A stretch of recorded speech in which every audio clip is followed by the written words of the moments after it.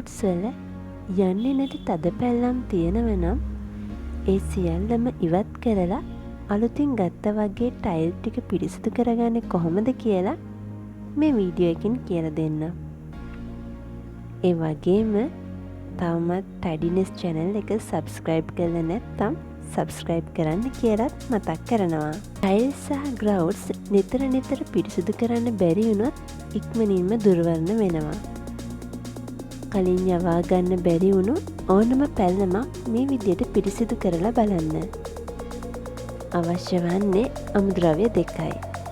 මුලින්ම baking soda ටිකකට hydrogen peroxide එකතු කරන්න.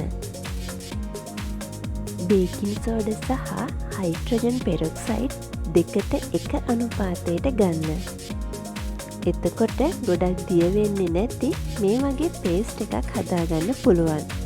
හයිඩ්‍රජන් පෙරොක්සයිඩ් පාවිච්චි කරන නිසා ග්ලව්ස් දෙකක් දාගන්නත් අමතක කරන්න එපා.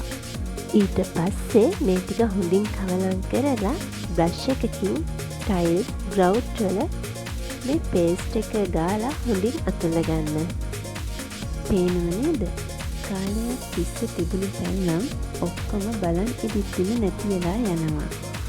ටයිල් වලට හානියක් වෙන්නේ නැහැ. මේ වගේ ස්වාභාවික හා ඵලදායි පිරිසිදු කිරීමේ විසඳුම් භාවිතා කිරීමෙන් ටයිල් වල දීප්තිය හා කල් පැවැත්ම ආරක්ෂා කරගන්නත් පුළුවන්. ඒ වගේම මේකට ලොකු මුදලක් වැය වෙන්නේ නැහැ.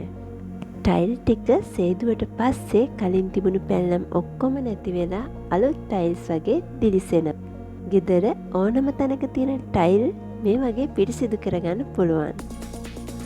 මේ වීඩියෝ එකට කැමති නම් ලයික් කරලා අනිත් අයටත් දැනගන්න ෂෙයා කරන්නත් අමතක කරන්න එපා.